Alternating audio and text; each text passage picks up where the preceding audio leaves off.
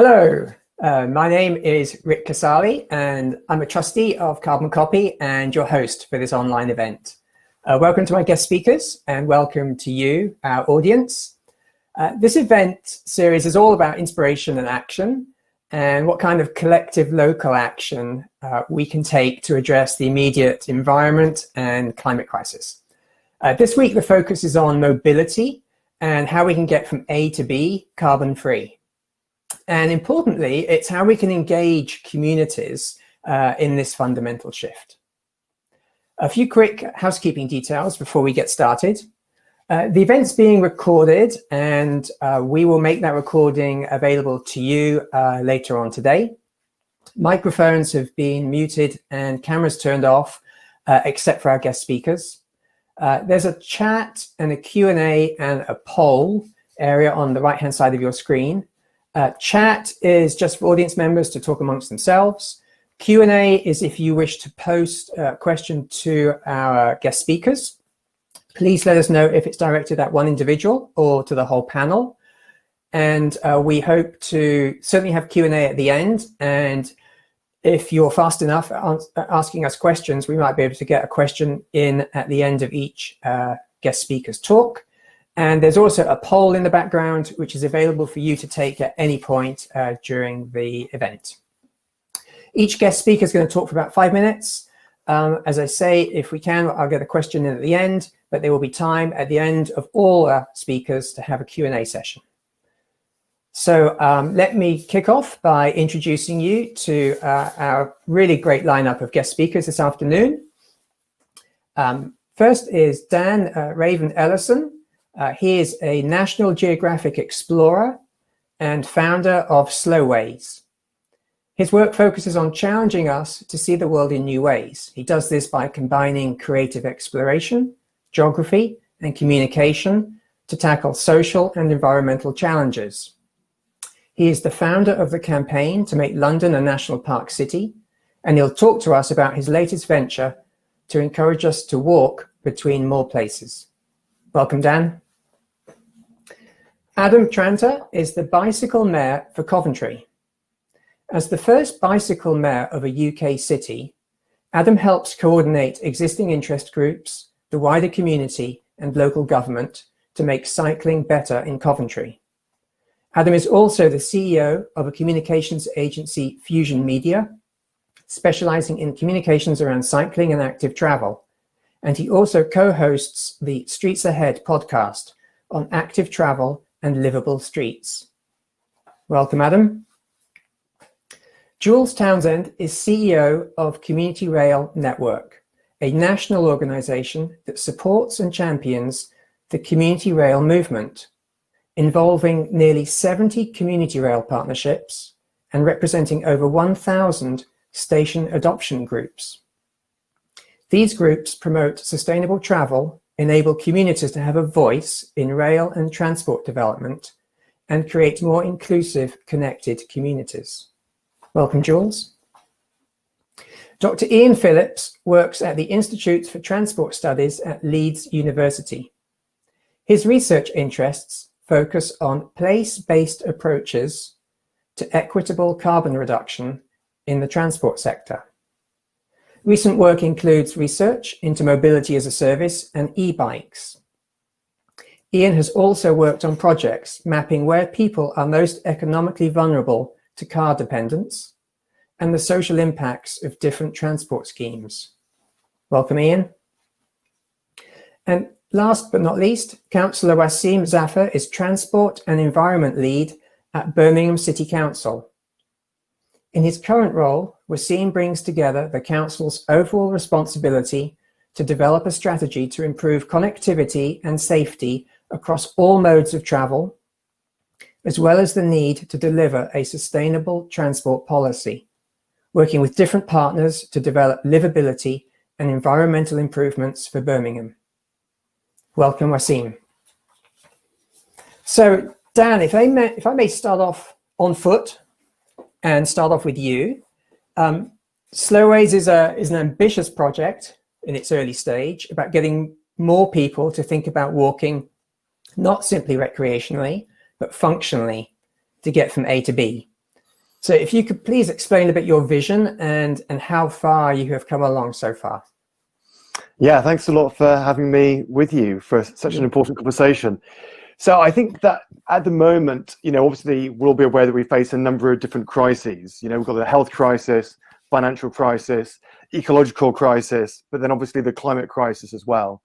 And the reality is that walking more, like growing more stuff and cycling more, walking more is one of those things which can not only help us as individuals to overcome those challenges and to improve our own health and well-being and resilience, but also when we scale that up by lots of people doing these things more often, more of the time, actually have a societal impact as well.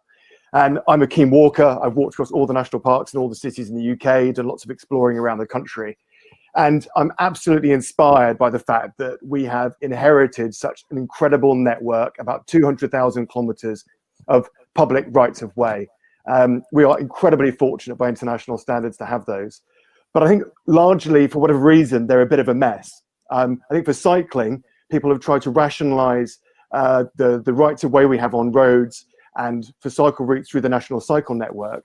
But for some reason, that hasn't happened for thinking about our footpaths, despite the fact they are such a deeply rooted part of our history. We do have things like national trails, but they largely go from countryside to countryside through countryside. They're often quite challenging and technically difficult to achieve, and the pubs along the way are probably quite exclusive and expensive as well.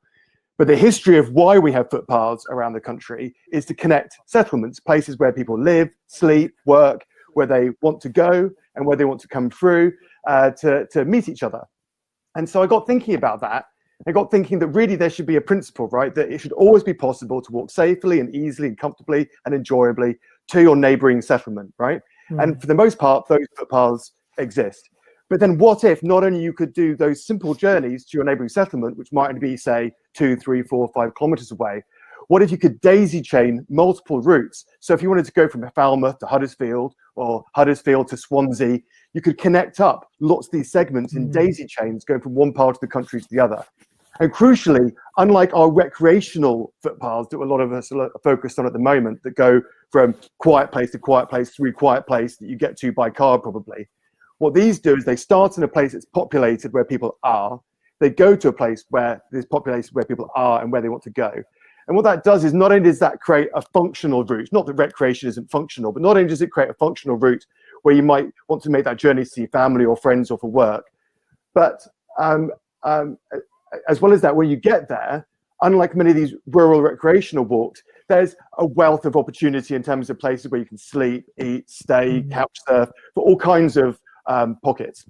So for me, there's this principle. You should be able to walk to your neighboring settlement, and we should be able to daisy chain these routes into much longer distance journeys. So I started thinking about this well over a year ago.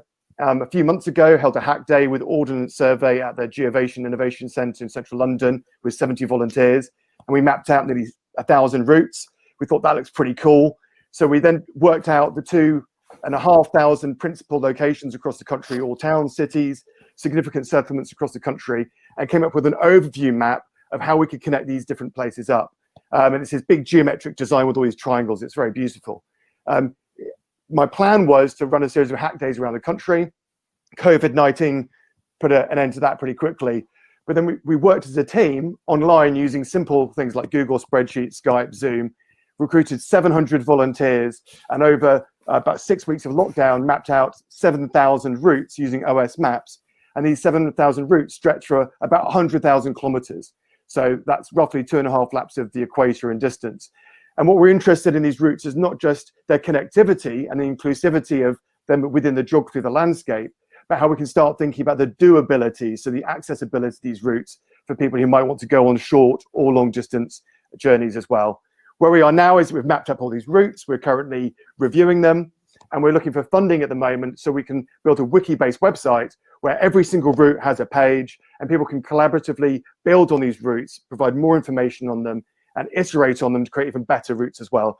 Just in my last minute, can I have that one slide that I shared, please? Just to show everyone what this looks like so far. It's going to come up in a moment. So I think what's really fantastic about this project is that it's intra-regional, it's super like inter-regional as well. It's completely about something for the entire nation in legacy, making use of infrastructure which largely already exists. But I just finished by making a simple point, really, which is that while these routes follow existing footpaths, what I hope that they do is they also create some political frustration around where people can't safely make those journeys that they should be able to make. So in the southwest of England, for example, there are many footpaths that become lanes, became roads, became A roads, became motorways, and communities are severed, and they cannot walk safely from one place to another. So I hope that what this does is not only give people some inspirational and guidance for getting from one place to another, but also helps to create some frustration around where we can't currently make those journeys, that we should be able to make those journeys, and that we should be doing something about that. And this is a project that every single person in the country, I think, can get involved with in one way or another. And I'm super keen to hear from people working in local authorities who might want to bring this together in pilots in localities where they are. That's fantastic, Dan. I've got one question immediately just to ask before I let you go. There's a lot of energy and focus around livable streets in urban areas and inside our towns. Obviously less so about the connectivity between towns and settlements. How do you think the movement and the momentum behind livable streets will translate into changing our attitudes towards walking further afield? Is there going to be a spillover there, or is there really a mind shift that we have to try and overcome?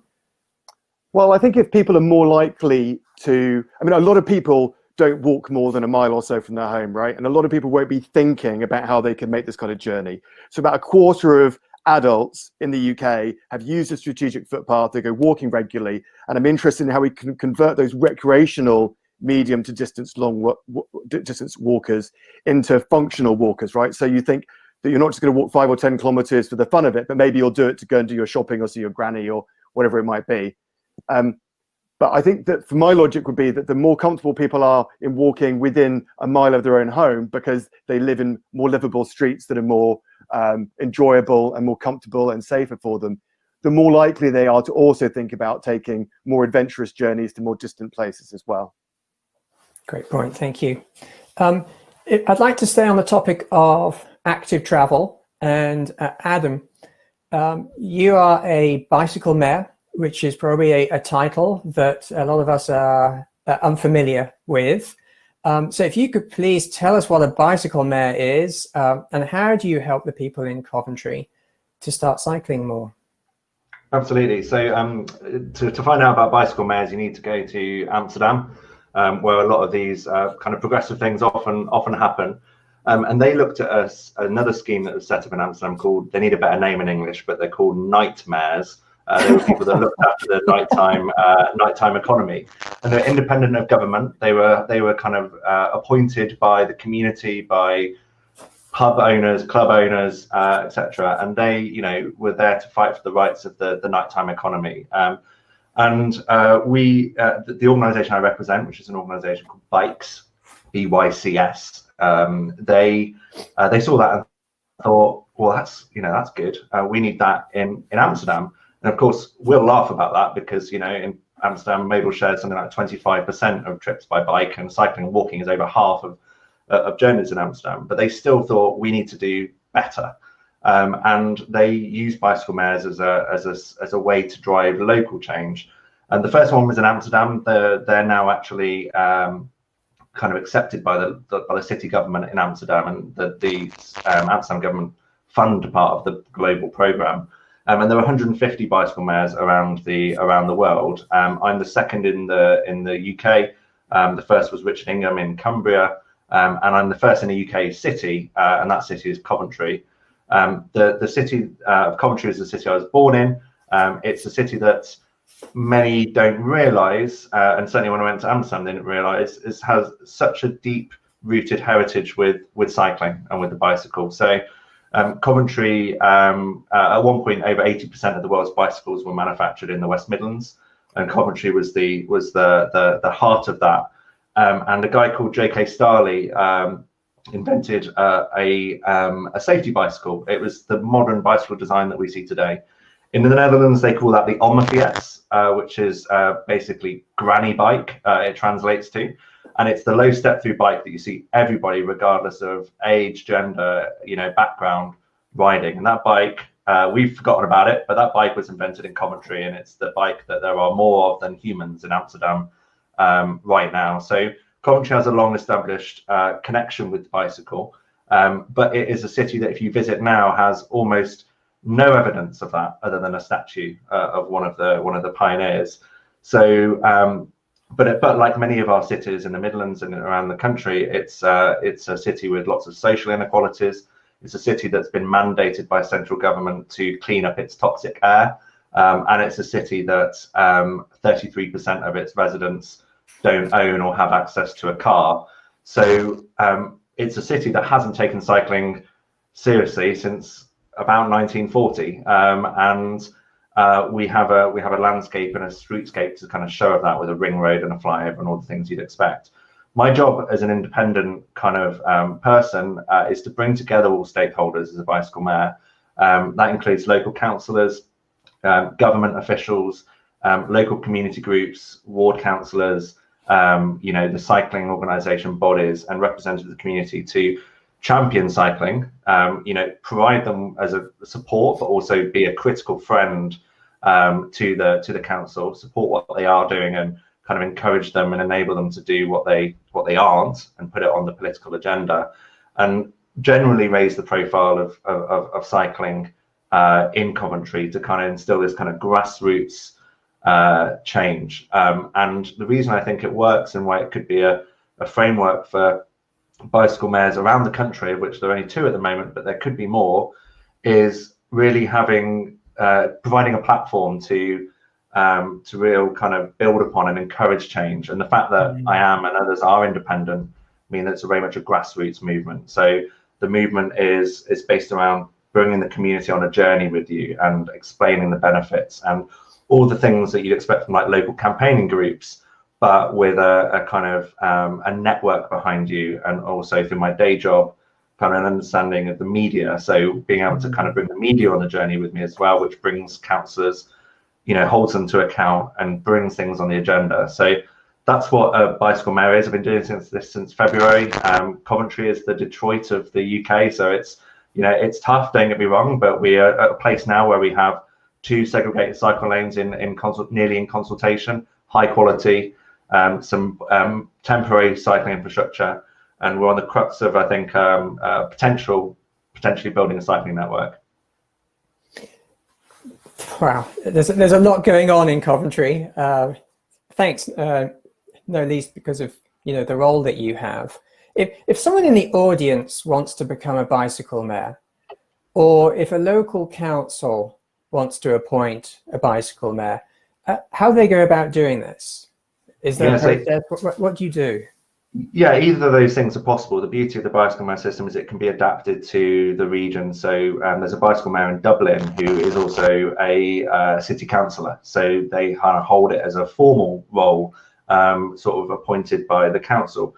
I'm independent of the council. They have brought me kind of in and accepted me to an extent, but I'm very much independent and a stakeholder, I guess, for cycling in the city. So first things first is to kind of decide, whether that choice comes from the city or whether that choice comes from the person. And for me, it came from the person, and that's absolutely fine, and that's the way I am. But it could be that more progressive cities, let's be honest, could say this is something we want to hold us to account and do that. So if you're interested, you can go to bikes.org, bycs.org. You can actually click a button that says, I want my city or town to have a bicycle mayor. And you can kind of register your interest, and then the group will kind of talk to you. It may be that they'll work with you to find a bicycle mayor. You could be that bicycle mayor, and it's about getting support of the local community. I had to get 10 or 12 kind of written letters of recommendation from cycling organisations and local groups, universities, things like that. But it's quite a straightforward process. It's not a big kind of democratic election or anything like that. It's about putting kind of people who want to make change in a position where they can make change. No, thank you. I think it's a very empowering role in terms of giving various community groups a voice. And I think it's a really nice connection between community groups and councils, like you say, whether it resides as a council position or an independent position that liaises. I think it's fantastic. And I look forward to us having many more than just 2 bicycle mayors. So watch this space. Jools, if I can maybe turn to you. For longer distances, taking the train should be an attractive choice. Can you share more about this extensive community rail network that exists, which perhaps people don't know about, and some of the aims behind it? Yeah, absolutely. Hi, everyone. I'm very conscious that probably most of the people on this webinar won't know very much about community rail or anything at all. So I'm going to give you a brief introduction to the movement, and I hope that might spark some ideas and inspire some links being made with community rail. But I'm going to focus more on broad insights that community rail can offer on how communities can spearhead local change and the enormous benefits that can be delivered through that, both for sustainability but also social inclusion, health and well-being. And I have got a few slides which hopefully you can all see there. If we could click on to the next slide, please. So first of all, community rail is a very rapidly growing grassroots movement. It's now made up of 72 community-based partnerships around Britain, working along railway lines or across regions, plus about 1,000 station friends groups carrying out volunteering at stations. So it's very widespread. We're talking about 40% of Britain's railway stations that are covered by some kind of community rail activity, about a third of the rail network. The activities are very diverse, as you would expect for a grassroots movement, working in line with local needs and context. But it's all about helping communities to get the most from their railways. So promoting rail as a part of sustainable and inclusive travel, improving access to rail, developing confidence about using rail travel, such as working with children and young people and marginalised groups. It includes running volunteering, community events, creative projects at stations, and really creating a sense of pride and ownership around the railway, which is incredibly important. It's also about helping rail partners, so train operators in particular, to put communities at the forefront of their work and their thinking. So feeding in local ideas, needs, opportunities that might otherwise be overlooked, and working to better connect rail with buses, with community transport, and walking and cycling. So bringing partners together across modes and helping to make necessary infrastructure improvements and alignments that help these modes work better together. Next slide, please. Thank you. So some of the insights from community rail that I thought would be useful to share with you all today. I think firstly, community rail makes really clear the huge amount of passion and goodwill there is within communities to make positive change locally on sustainable transport and travel, and we really need to harness that and tap into it. I think that's come through from the previous two presentations too. It shows what can be achieved by working together at a local level. Community rail is very much about action and collaboration more than campaigning. It shows that we need to think holistically about transport and how transport serves and relates to local contexts and local people. Something we're very often trying to overcome is siloized thinking within transport, just thinking about rail, or just thinking about people already using rail, or just thinking within railway boundaries. And I think the same applies to other modes. We really need to get past that. It shows how promoting access to public transport serves a whole range of really important goals to do with health, social inclusion, well-being. So a lot of the people that our members are working with, particularly children and young people, have never been on a train. Some don't know that the station is there, don't know where the trains go to, and breaking those barriers down, enabling people to use rail and feel confident using rail, it can be absolutely transformative in terms of people's life chances. I think community rail also really underlines the need for dialogue at a local level between transport operators, authorities, community groups, local people. You know, we need to be coming together at a community level to think about how things can change. And perhaps most of all, I think community rail shows how positivity and pride in our local transport networks can be generated by putting communities more in the driving seat of transport. There are barriers, of course, and community rail certainly shows that there are lots of things that we need to do to make it easier for communities to come together and make changes.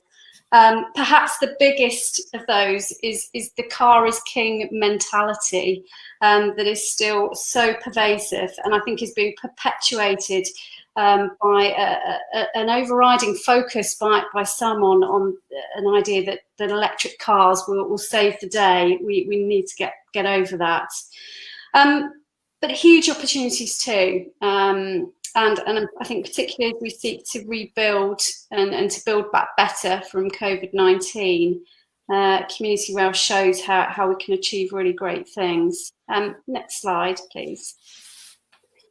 Just a brief nod to research and the fact that what's happening on the ground in community rail marries up really well with a whole raft of academic research, which I know we're hearing further about in a second, about how important community involvement and community-led change is on sustainability generally. It's perhaps where our greatest hope lies for turning the corner on carbon emissions and the climate crisis. But research also shows that community-led change is especially important in regards to transport and travel, given how incredibly embedded the car is in our communities, in our ways of thinking, our lifestyles and identities. You know, it really does take communities coming together, thinking about what's needed locally to get past that. The last slide, please. So just final tips from us to sum up. I'd really encourage, I'd say it's incredibly important for us all to see and position public transport as aspirational and a key part of the solution in regards to the climate crisis. We need to not be fooled into thinking that electric cars are going to save the day. We need to be prioritising public transport and active travel. To have not just a transition to zero carbon, but an inclusive transition where people don't get left behind. We need to encourage joined up thinking and collaboration across modes. We need to make those modes, these different modes, work better together: rail, bus, walking, cycling, community transport, shared mobility, if we're going to achieve that shift that we need away from mass car use. We need to engage and listen widely and let communities take the lead as much as possible. And we need to recognise that sustainability and social inclusion are absolutely intertwined, and we can benefit both by empowering communities on transport. And the last point, which I'm really pleased is come through in the last few presentations as well, is about working with and celebrating local identities, local histories. I think we need to build a sense of togetherness and belonging and positivity around public transport and active travel, and our experience shows that is crucial for us, you know, delivering the changes that we urgently need. Final thing is that we're happy to support and advise. We're happy to advise on working with rail. We're happy to advise on linking up with existing community rail groups. And we're also working closely with other third sector partners in the broader sustainable transport field. So we're happy to make referrals to those partners and advise communities that are wanting to make positive change on this. Jools, that's fantastic. Thank you very much for sharing a lot in a very short space of time. I wanted to pick up on one point, which is a really nice segue for Ian, which is the point you make about the different modes of transport need to work better together. You know, we need this holistic thinking. And one of the things I know, Ian, that you have looked at and done some research on is mobility as a service. And this may be part of the solution. And I wondered if maybe you could start there just by telling us what the concept is, and then maybe some of your findings around how it's working in practice. Okay, so first of all, there's this idea called mobility as a service. It's been around for a few years, but it's gradually becoming more popular, and there's a lot of excitement around it. So the idea is that a person pays a subscription and then is able to use a range of transport options when they want. So a bit like with a mobile phone contract, you pay a certain amount each month for minutes, messages and data. And with mobility as a service, you get to use buses, taxis, trains, car club, bike hire, etc. So the advantages of this are that you can book all sorts of journeys and transport options from one app for a simple fee, and it becomes easy to plan and book door-to-door multimodal journeys. You don't have to own a car or a bike, you just use them when you want. And so the people who promote mobility as a service say it's a way to reduce car dependence, and they see it, they're selling it as a sustainable future. But there can be disadvantages as well. So like all new disruptive products, it could be overhyped. It's quite new, and it's not being deployed in that many places yet. So some of the things that could come up are it might make some services unaffordable for some, or it could lead to changes where some services operate. It could cause some people to become isolated. I recently did some research on if you've got a mass package where you've got a taxi service included in that, and we found that there's some risk that people who currently walk or cycle might end up making journeys by taxi, which obviously could have environment, congestion and social impacts. So we have to think carefully about what the rules are if we're thinking of setting up a mobility as a service scheme somewhere. Also, mobility as a service is very much, it's thought of something for big cities at the moment.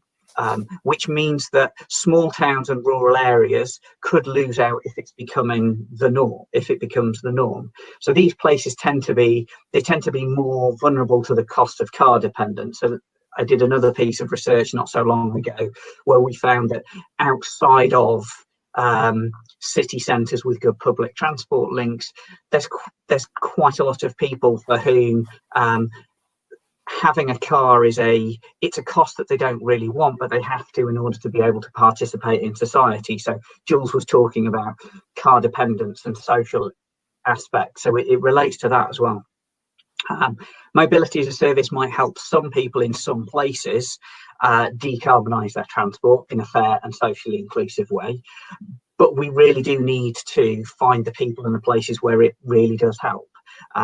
So it's going to need careful analysis of the rules and the governance, and it's going to require savvy transport planning authorities. There's going to be a lot of political negotiation around it as well. So relationships between stakeholder groups is going to be important as well. There's also all the technical side of how do journeys get routed by a computer, and so you have to get the developers of these things to route and choose services in a way that they always consider the lowest carbon option. There's some other issues around mobility as a service. If you've got all sorts of different modes that you are able to access, it can enhance resilience. So at the moment we know that there's this issue with capacity on public transport. So e-scooters are in the news today, and some people argue that, well, that's one of the ways e-scooters being available helps take the pressure off. But of course, the flip side to that could be that people who currently were using public transport pre-COVID start using an e-scooter, they don't go back to public transport, and that affects the viability of public transport. So many of these are they're so very linked. So even the way that you put out your messages and marketing to different types of people can have an effect on the sustainability behaviours that come from that. And I've got colleagues at Leeds who've done all kinds of work on segmenting people's attitudes towards environmental behaviours, people, the types of messages that work with different people. There's also things to consider about the actual modes that people use. So in one place, walking and cycling will be obvious choices, and we've seen all sorts of good stuff about pop-up cycling infrastructure and so on. There's other places where walking simply is not possible or is very difficult because of the severance kind of issues that Dan mentioned. And then we've got places where you might find that not many people can make the journey by walking or cycling, but if they had an e-bike available, they could make the journeys much more easily. So thinking about what modes work best for different people in different places is also part of the how you make a mass package that works. And so it relates to the things that others have said about talking amongst different modes, getting out of silos, thinking about lots of different options. Fantastic, Ian. I was going to just try and ask a little extra question around e-bikes in particular. I know you've done some research on that specifically, and if you would, just to maybe give us an idea of how that potentially fits within the puzzle. I guess it's in terms of range, and if people feel they cannot physically cycle the distance, is this an alternative? Okay, yeah. People often use the idea of a lot of people could make a journey of 5 miles on a bicycle. Yeah, Dan mentioned a lot of people are comfortable walking within a mile of their home. Yeah, obviously everybody's different, so it varies from between people and places. But with an e-bike, then it makes journeys of 5 to 10 to 15 miles quite doable for quite a lot of people. And once you're able to make that journeys of that sort of length by a very low carbon mode, it means that you're actually addressing bigger chunks of the car mileage problem, because replacing very short trips is good, but we also need to deal with these medium distance car journeys, because they're responsible for much larger proportions of the carbon emissions. Also, things like e-bikes, they give access in rural areas to be feeder services to rural train services, etc.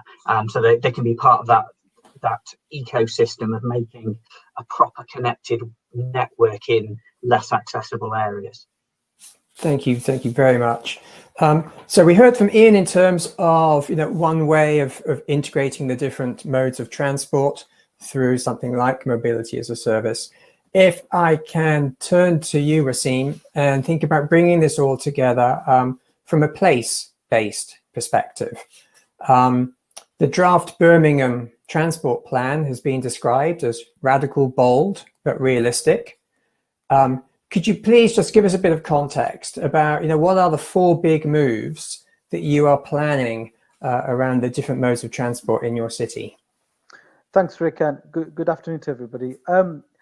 So Birmingham, if I could just give some context around the environment that we're operating in. Birmingham is a city of over 1 million people, but a city growing very, very quickly, massive amounts of opportunity, HS2 coming soon.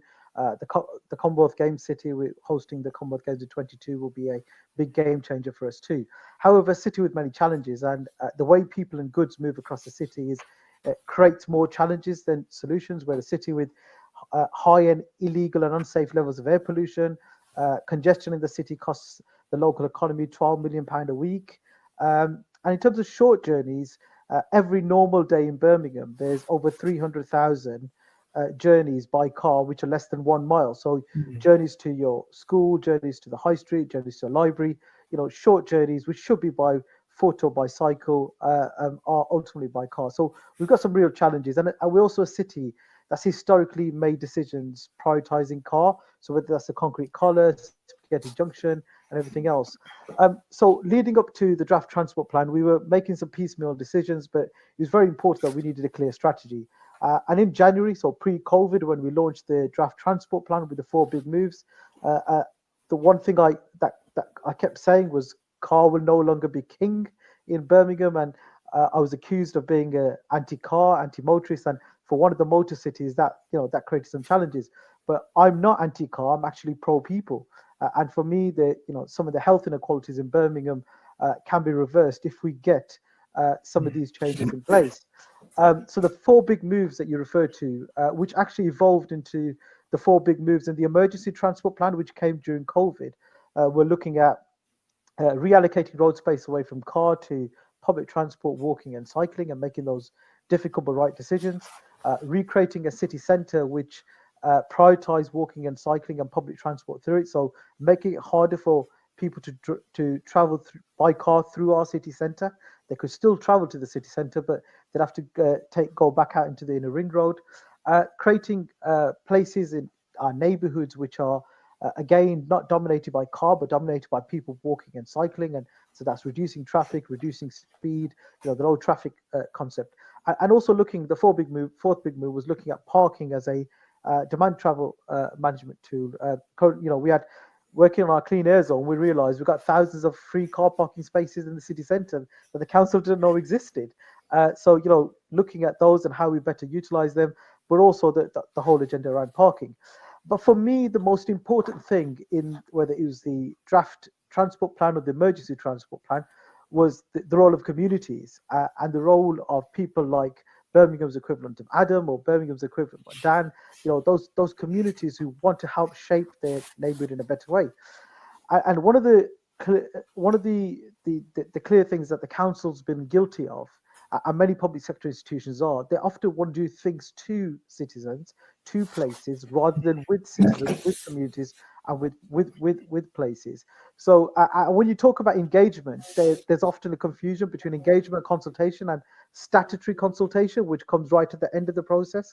So for me, one of the clear things that changed and is a major cultural shift in the department since I've been there is co-designing, co-producing, and the role of communities and those stakeholders right from day dot, where they start to design schemes. And even before that, where we encourage communities to demand these changes, get them involved, then start to get communities involved in designing and co-producing these. And then when it comes to the statutory consultation, communities can champion that because they've been involved in it. There's a sense of ownership, there's a sense of stake in those decisions. So it's the whole role of communities and people to drive this agenda forward. I'll stop there because I'm conscious about time. I think that example of how you engage communities early, this notion of co-designing almost before or before you get to public consultation, is a very powerful one. And it seems to be working very well for your city. I'm wondering why other areas do not adopt a similar approach. What is it that maybe is a challenge that you have to go in with open eyes? Because certainly you seem to be getting a very good return for that investment in engaging with community members. So what we absolutely have to understand, and as politicians it's sometimes difficult for us to understand, we're not going to be able to please everybody with every single decision. I'll give you an example. Moseley in Birmingham, where the local members want to introduce a road closure.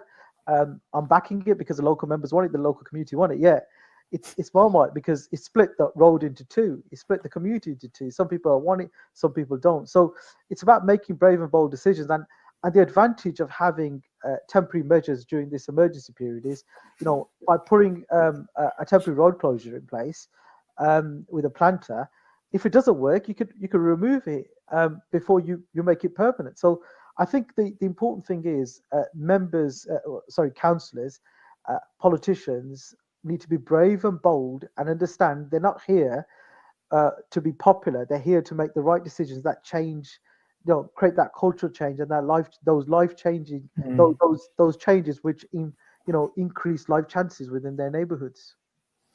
And do you think, well, from your perspective, has the coronavirus crisis been a catalyst for some of these changes? Is the emergency Birmingham transport plan essentially some elements of your draft plan fast forwarded, or are they different? So the work on public transport has slowed down because of obvious reasons. I say slow down, not stop, because buses and mass transit systems are absolutely vital in the medium to long term. However, The whole environment's changed when it comes to walking and in particular cycling. We've seen a massive increase of cycling during lockdown, initially for leisure purposes. And that creates opportunities. I've never seen people value their green spaces more. I've never seen people value their local neighborhoods far more. And that for us is an open door for us to do more. And we've brought forward some radical plans around pop-up cycles, low traffic neighborhoods. But the beauty of it is the communities are demanding more.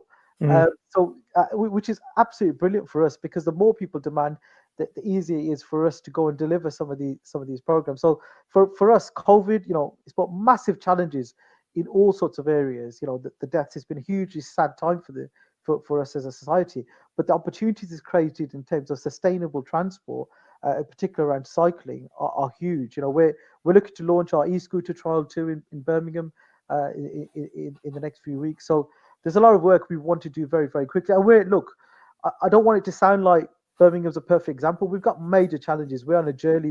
We've taken the baby footsteps to the sustainable transport revolution. But the good thing is we've got more people talking, and the more people and more communities and more decision makers that talk about these issues, the easier this will become. Thank you very much. I want to just save a little bit of time for some of the questions as I'm looking through from the audience. It's fantastic, actually. People are very engaged with all the different aspects that we have thrown at them. In no particular order. Adam, if I can just ask you a question. Is there any problem with having a bicycle mayor as opposed to an active transport mayor? Knowing that, that there can be potential conflicts of interest between what pedestrians want versus cyclists? Yeah, it's a good question, and I think I can answer it in a variety of ways. In honesty, I'm learning in this process. I started doing this in February. I'm taking part of a global molded system. For the ease of my life, I probably would have preferred to have an interest on cycling and walking publicly. Personally, I have a very big interest in cycling and walking. I advocate for both. But obviously, we're talking about branding and naming here, really, the fact that the word bicycle is in the title. I did have this discussion, though, with Transport for Scotland recently, who weren't as interested in supporting a cycling initiative because it wasn't a cycling and walking initiative.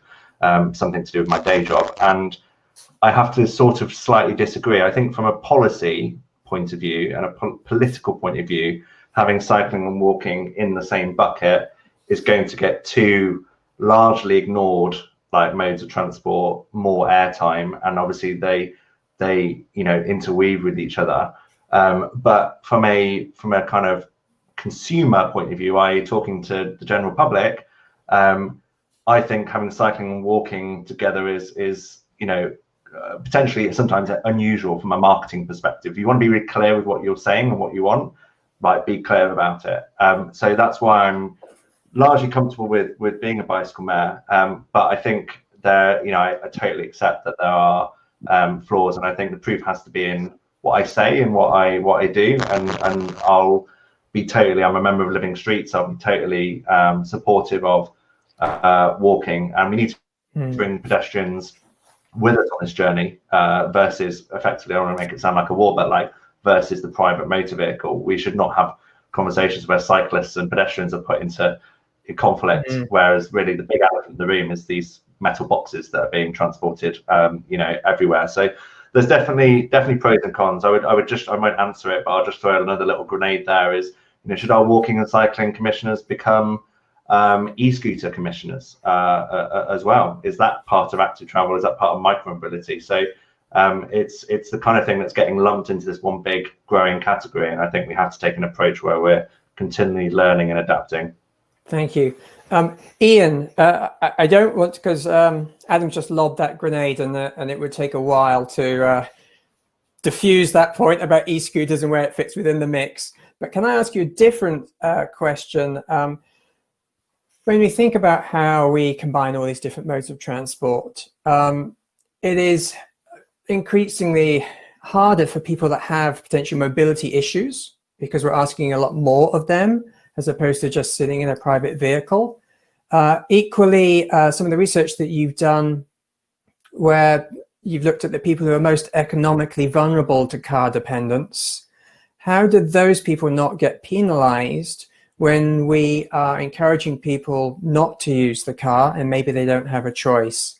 Are there any of some of the research that you've done that kind of addresses that inclusion or potentially exclusion for people that don't have the luxury or ability of choice? Yeah, okay. I guess a little bit of it is there are different people. There are different people and different groups of people who in some way have their choices limited. Yeah. So you've got to think about all of them. So if we think about the group of people who don't have cars and places where no car households are prevalent. So in the most deprived communities, you know, you're looking at over half of people don't have access to a car. In much more affluent places, it's usually less than 20%. Yeah. So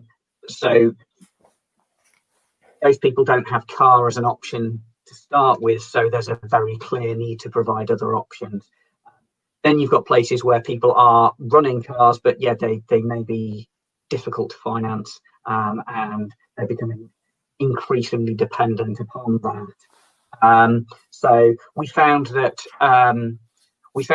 people in those areas have already, many of them, taken steps to try and reduce their car costs. So we found that the people where there's high vulnerability, there also tends to be rather more smaller cars instead of really big cars.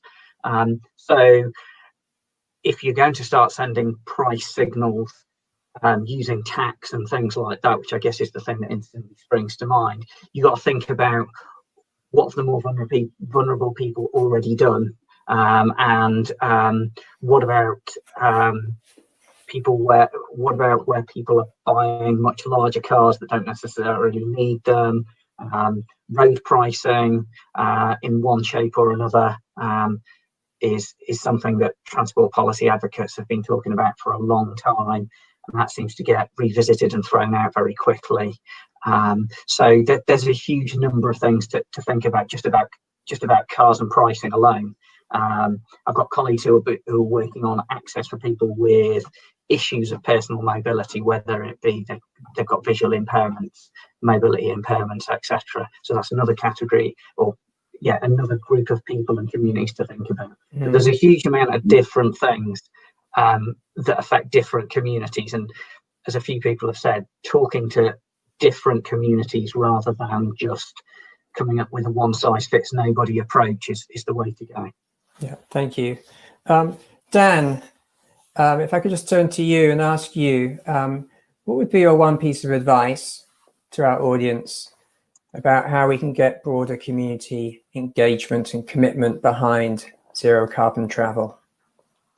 I think story is really important, and thinking about story in terms of how you can create story, and by sharing story you help to shape culture, shape identity, and shape new norms. So I wouldn't underestimate the importance of telling people about your active transport journeys, what works for you, what doesn't work, how you overcome the problems, what's enjoyable about it, and to normalize some of those kinds of journeys. I mean, particularly with the slow ways, for me, converting people from these recreational walkers who walk 5 to 10 kilometers to thinking about those journeys in terms of more everyday active travel. Seeing and hearing that other people are making those kinds of journeys is an incredible positive reinforcement, I think. So I think that's something that we can all do, and it's something that councils and other organizations can help to amplify and normalize as well by using their identities to support that kind of action. Thank you. Adam, if I could turn to you, same question, please. What would be your one piece of advice to us about how do we get broader community engagement? I was nearly going to be the first person to start talking while muted. Thank God for that. So yeah, I think we need to you need to bring the community on a journey with you, similar to what Dan says about talking about it, but actually I think what we're not great at in cycling and walking and people-focused stuff is often selling the benefits. And I think councils can often do a better job at this than they do already. They often talk about a local council near me, not Coventry, but one in Warwickshire, we're talking about the space that they were taking away from cars, but not talking about, the space they were giving to pedestrians. And, they haven't thought about parklets and things like that I was talking to them about that might help retail or it might help community cohesion. So I think you have to bring people on a journey with you. And I think also you need to kind of go a bit deeper than the communities that I was talking to Waseem earlier about this today, about, there's lots of communities that want this stuff already. About 50% of the people I engage with are from in a ward called Earlsdon, which is, very kind of quite well off. A lot of people work at Warwick University, etc. But what I'm really interested in is like the social inequalities in Foleshill, like more specifically, and that's a much harder sell. But how do you bring people on the journey to actually sell them the benefits of playing outside in streets that are normally full of rat running, or how do we tell shopkeepers that better walking and cycling is going to deliver them more return per parking space that they give up? So you really have to kind of look at the community's each individual challenges and work with and partner and collaborate with people in those communities, because that's the only way councils will ever get it done, if it comes from the community saying, like as Waseem was saying, I want this because they've got it and it's really good. Thank you. Jools, if I could ask for you, if I can, one piece of advice about how we get broader community commitment. I think for this builds on the previous points, but for local authorities and transport professionals on the call, I think showing the door is open and that you're listening is really, really important. We've talked about dialogue, but I think showing that you care about local people, you care about what they have to say, and you believe in them to make a positive contribution to the development of local transport networks is really critical to getting more people involved, and building that positivity that Adam's just talked about around what can be achieved and where we're going. So working with the community to build a positive vision of the future, I think is key. Great, thank you. Ian, from your research perspective and with your research hat on, what advice would you give us? Just, you have to seize any opportunity that you have to reduce the risk of a more car dependent future. You've just got to get beyond the car, like busting myths, addressing the inequalities that mean that it seems cheaper to run cars than to travel by other modes. There's just so much to do, and doing anything you can about car dependence is going to help. Great. And Waseem, would you like to share your thoughts? I think it builds on to what Ian's just said, and looking at transport not in isolation, but with a number of different lenses. And for me, the key lens that we need to look at is the public health lens, and looking at how we can reverse health inequalities by getting people to be less dependent on car and more dependent on walking and cycling. And what happens, and one of the challenges I've got in places like Birmingham is that there's some neighbourhoods where communities are absolutely demanding these changes, and there's some, in particular in the BAME black and minority ethnic communities and dominated areas, where there's a real resistance for this change, and that's where most of the health inequalities are. That's where COVID's had the biggest impact. So it's kind of trying to convince people and win the hearts and minds of communities that this is really important for their futures. This isn't just about the argument between a cycle and a car and a bus. This is about life chances and about reversing health inequalities. And I think that's a great segue. If I can try and summarize and wrap this up, I think we've heard very loud and clear that community engagement in all its various forms is really important in order for us to make a shift of this magnitude. And that can take lots of different, can happen in lots of different ways, from, that's the sheer number of volunteers that Dan has had around wanting to map new walking routes from A to B, to a council appointing a bicycle mayor or an individual with enthusiasm taking up that role and playing that liaison, to the the hundreds or thousands of groups that are adopting train stations, for instance, that Jools was talking about, through to Waseem talking about how community and councils are co-designing active transport measures. But essentially, for me, we won't get from A to B carbon free unless we're making these kinds of choices and decisions together. So as I think about our audience, if you're a member of the community, then support a group that's working on low carbon ways to move around. If you represent a council, then keep working with the kinds of community groups that we've heard from today, because they're the ones that can really support you in this kind of transformation. I'd like to thank Dan Raven-Ellison, Adam Tranter, Jools Townsend, Dr. Ian Phillips, and Councillor Waseem Zaffar for your time and for sharing your insights with us this afternoon. I'd also like to thank you, our audience, for joining us. Carbon Copy is about inspiring and enabling local climate action through the examples of others. If you've enjoyed this event, go to carboncopy.eco and see what else we have in store. We are collecting low carbon initiatives and publishing them online all the time. If you have something that you would like to share, please do get in touch with us. And I'd like to finish by sharing a quote from the author, Kate McGahan. And she says, "Vehicles may be one of the best modes of transport, but relationships are one of the best vehicles of transformation." Thank you, everybody.